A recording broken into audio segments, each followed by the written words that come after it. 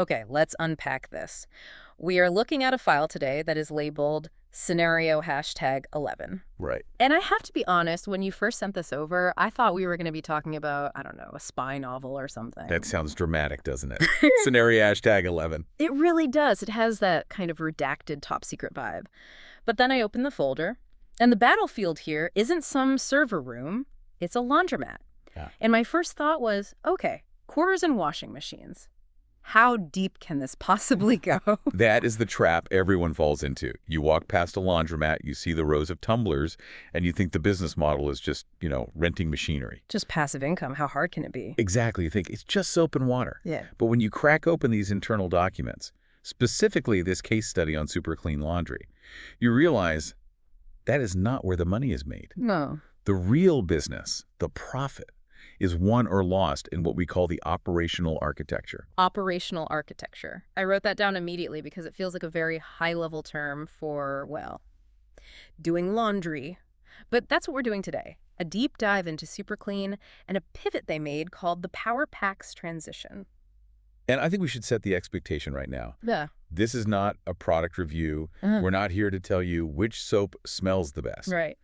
We are here to look at hidden profit margins, the nightmare of inventory complexity, and frankly, a masterclass in the psychology of pricing. It really is a masterclass. The sources are fascinating. We've got these internal strategy memos, these raw brain dumps from the operations team. Which are surprisingly emotional. They are. And we have strict cost analysis sheets comparing big box brands against a commercial solution called Laundry Labs. And if you read through those, the vibe is very much business analyst. We need to look at this through the lens of PPC. EPC. Profit per cycle. It's all about operational discipline. It's about taking a process that is usually wet, messy, and sort of chaotic, and turning it into a rigid math equation. Okay, so let's start where every good case study starts.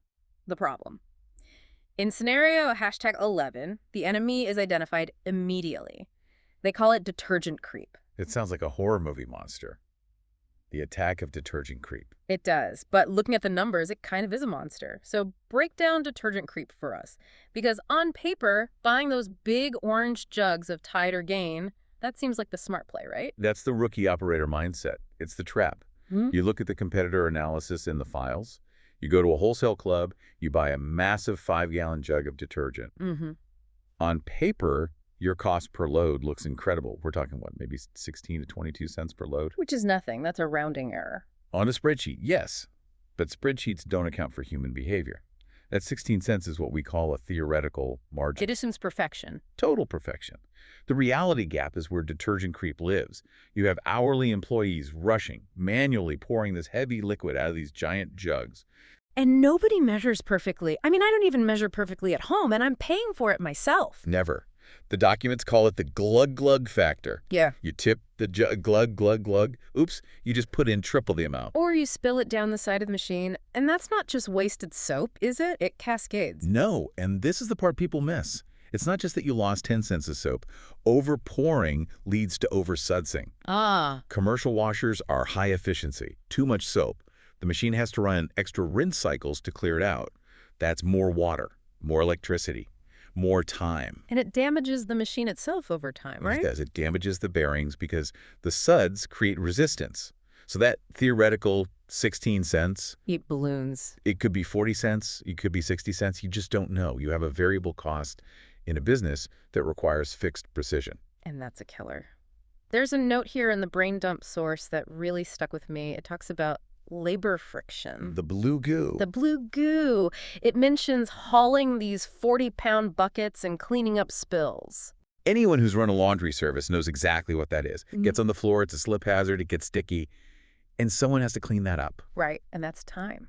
Exactly. Yeah. Every minute an employee spends mopping up spilled detergent is a minute they aren't processing revenue.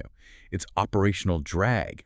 You're paying people to manage a mess you created by buying the quote-unquote cheaper product. And then you layer on the complexity. Yeah. Because it's not just the detergent. If I'm paying for a premium service, I want my clothes soft, stain-free, smelling amazing. Exactly. So to get a high-quality result with standard liquids, you are mixing a cocktail. You need the detergent, then softener, then maybe OxiClean, maybe a scent booster. So you're not managing one item, you're stocking 4 or 5 different SKUs. Right, stock keeping units. So now you have 5 different supply chains. You have to track inventory for all of them. It's a logistical nightmare. So that's the chaos Super Clean was living in. The Scenario #11 document frames this as the tipping point. They needed a pivot. Enter the solution. The Laundry Labs Power Pax. This is where the architecture changes.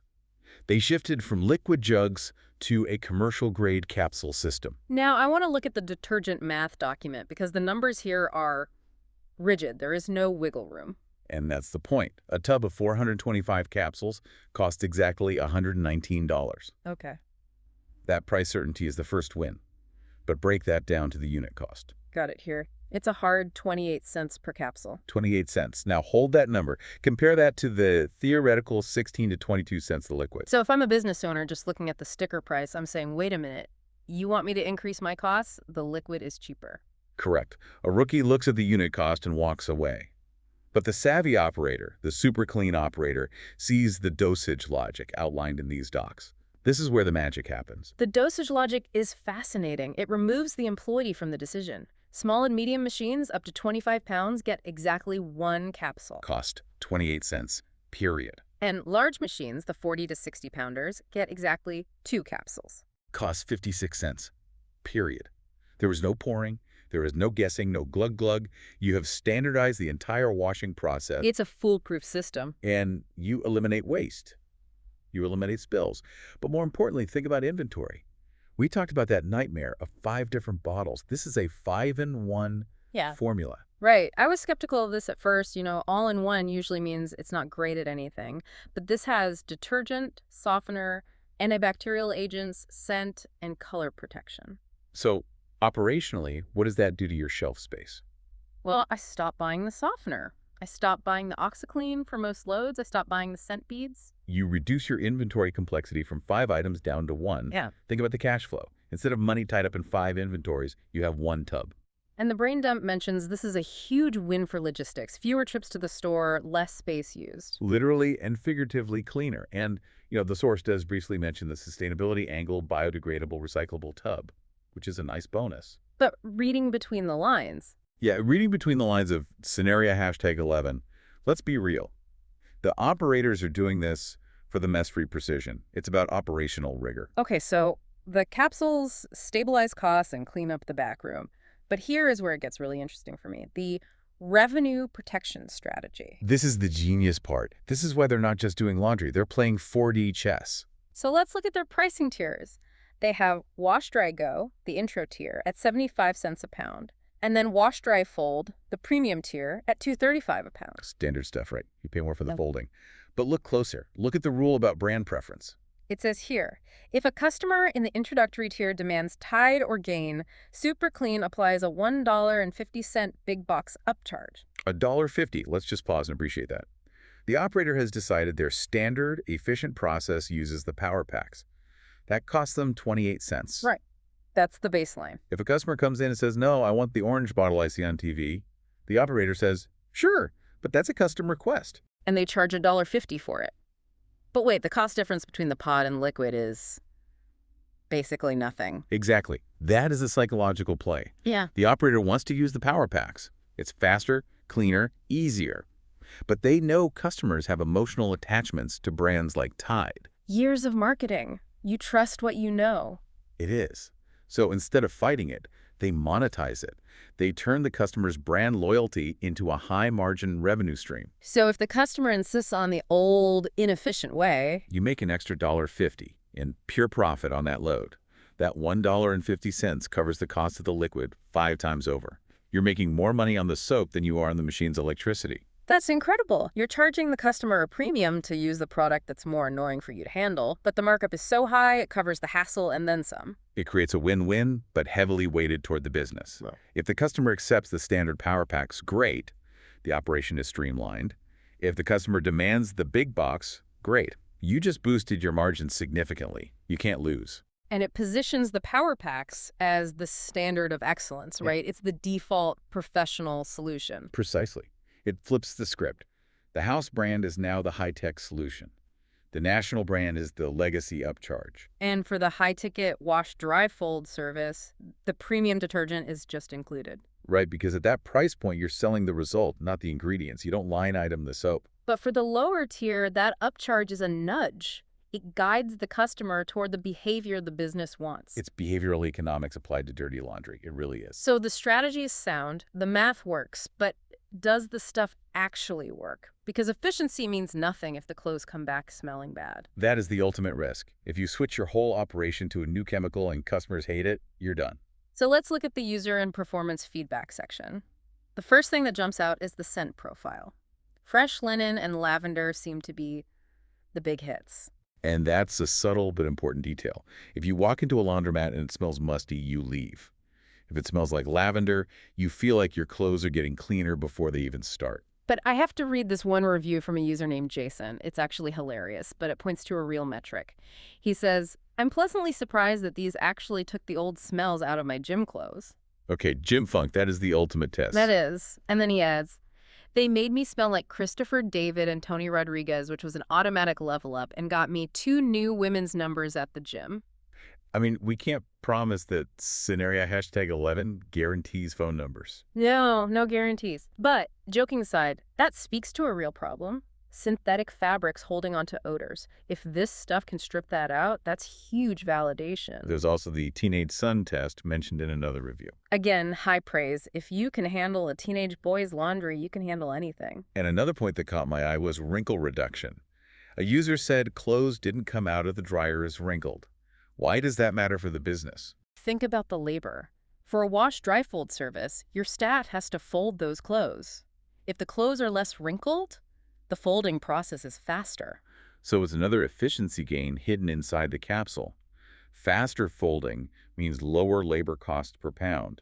It all connects. Now, in the spirit of a true deep dive, the brain dump note isn't just pure praise. There is a section on stain treatment that's pretty honest. Right. It admits that while the Power Pax is great for protein stains like blood or sweat, it's not magic. For things like rust or heavy tannins. Yeah, a tablecloth covered in red wine or a mechanic's shirt covered in grease, the capsule alone might not cut it. They might still need a specific spot treatment. So it doesn't solve every problem. No, it's a 5-in-1, not a miracle worker. But for the vast majority of the residential customer base, it hits the mark. And that seems to be the distinction they make. The strategy doc says they use Laundry Labs for all residential drop-off orders to create that extreme positive experience. But they still keep the high concentrate liquids for something else. Yep, for industrial contracts, mechanic uniforms, heavy grease rags, that kind of thing. That makes sense. You don't use a scalpel to chop wood. Yeah. For the residential side, your clothes, my clothes, the capsule is king. It's about consistency. You want every customer to get the exact same smell and feel every single time. Exactly. And the visuals play into this too. The packaging, the tub, it looks professional. It supports what they call their clean routine branding. It looks like a system. It signals we are professionals. We use professional grade stuff. It elevates the perception of the entire business. So let's synthesize this. We've gone through the costs, the labor, the pricing, the performance. When you look at scenario #11 as a whole, what is the big takeaway? The takeaway is that this isn't about soap. If you think this is a story about soap, you missed the point. This is about control. Control over the chaos. Super Clean achieved what I call a triple win. Number 1, labor. Less hauling, less cleaning, faster folding. Number 2, finance. Finance. They have an exact cost per load, and they created a new revenue stream with that $150 upcharge. They turned a cost center into a profit center. And number 3, the customer. The customer gets a consistent, high-quality result, and they still have the agency to choose their preferred brand if they really want to pay for it. It really changes how you look at a simple business like a laundromat. It's precision. It's looking at a messy process and saying, how do I turn this into a standardized algorithm? So here is our final thought for you, the listener. We want you to look at your own business or even your daily life. Where are you pouring resources by hand? Where are you relying on the glug-glug method? Where are you guessing at your inputs? Maybe you run a software team or a restaurant or just a busy household. But I guarantee you there is a 5-gallon bucket somewhere that you are lugging around that could be replaced by a capsule. Where is your hidden profit waiting to be unlocked by just tightening up that operational architecture? It might not be laundry detergent, but I guarantee there is a scenario, #11, waiting in your world. Think like a super clean operator. Stop pouring, start architecturalizing. Thanks for diving in with us. We'll see you on the next one.